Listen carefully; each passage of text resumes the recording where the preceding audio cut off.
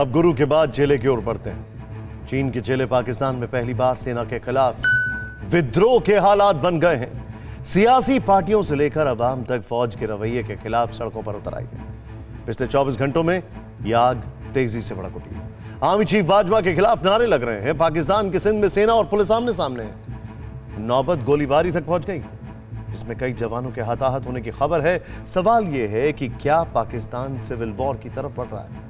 क्या बात चीन की गुलामी में लगी पाकिस्तान की सेना और सेना की कठपुतली कहे जाने वाले पाकिस्तान पीएम इमरान खान के हाथों से बाहर निकल चुकी है? ये पाकिस्तान में भड़की बगावत की आग की तस्वीरें हैं। कहीं सड़कों पर पाकिस्तानी आर्मी चीफ कमर जावेद बाजवा के खिलाफ नारेबाजी हो रही है,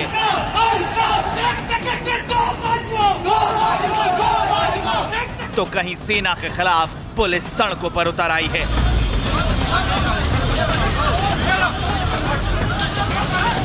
पहली बार पाकिस्तान में सेना के खिलाफ विद्रोह के हालात बन गए हैं। देश सिविल वॉर की तरफ बढ़ता नजर आ रहा है।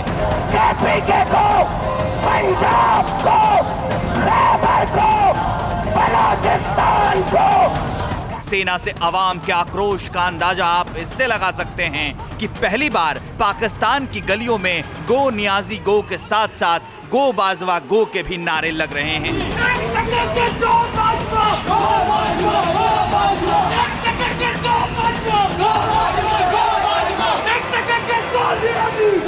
आप सोच रहे होंगे कि अब तक पाकिस्तान की जिस अवाम का गुस्सा वजीर आजम इमरान खान पर फूट रहा था, पाकिस्तान की जो राजनीतिक पार्टियां अब तक लामबंद होकर पीएम इमरान खान को कोसती नजर आ रही थी, उसके निशाने पर पाकिस्तान के सेना प्रमुख कैसे आ गए? आखिर पाकिस्तान में ऐसा क्या हो गया कि सेना और पुलिस के बीच हिंसक झड़प की नौबत आ गई? सीधे सीधे पाकिस्तान के सेना प्रमुख कमर जावेद बाजवा को ललकारने वाले ये जनाब पूर्व प्रधानमंत्री नवाज शरीफ के दामाद और मरियम नवाज के पति रिटायर्ड कैप्टन सफदर हैं। आज नहीं आने देंगे आपकी वजह से। पाकिस्तान में आए भूचाल की शुरुआत इनके गिरफ्तारी से हुई। गिरफ्तारी को रातों रात अंजाम देने के लिए सेना ने सिंध के आईजीपी मुश्तार महार को अगवा किया और जबरन सफदर के खिलाफ एफआईआर पर उनके दस्तखत कराएं। सेना के हाथों अपमानित होकर मुश्ताक महार छुट्टी पर चले गए। आईजीपी के अपमान से नाराज होकर सिंध के आला पुलिस अधिकारी भी छुट्टी पर चले गए।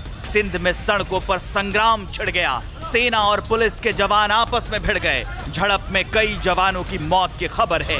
हालात बिगड़े तो विपक्ष ने सीधे सेना प्रमुख कमर जावेद बाजवा पर हल्ला बोल दिया।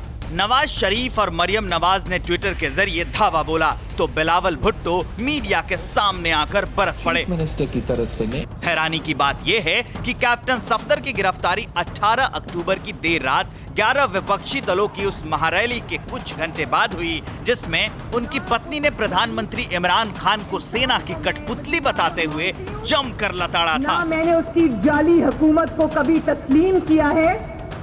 मरियम के मुताबिक वो और उनकी पत्नी कराची के जिस होटल में ठहरे थे, वहां कमरे का दरवाजा तोड़कर सफदर को गिरफ्तार किया गया। पुलिस ने उन पर कायदाए आजम की कब्र की पवित्रता की अवहेलना का आरोप लगाया और ठोस सबूत नहीं होने पर कुछ ही घंटे में रिहा कर दिया। जाहिर है इमरान खान सरकार का बचाव करना बाजवा को भारी पड़ रहा है। पाकिस्तान में हवा खराब हुई तो सेना प्रमुख बाजवा ने दांव बदला। सिंध में पाकिस्तान पीपल्स पार्टी की सरकार है। बाजवा ने पार्टी अध्यक्ष बिलावल भुट्टो जरदारी से बात की और पूरे मामले के जांच के आदेश दिए। लेकिन सवाल यह है कि क्या डैमेज कंट्रोल की इस कोशिश से सेना आवाम के आक्रोश पर काबू करने में कामयाब हो जाएगी?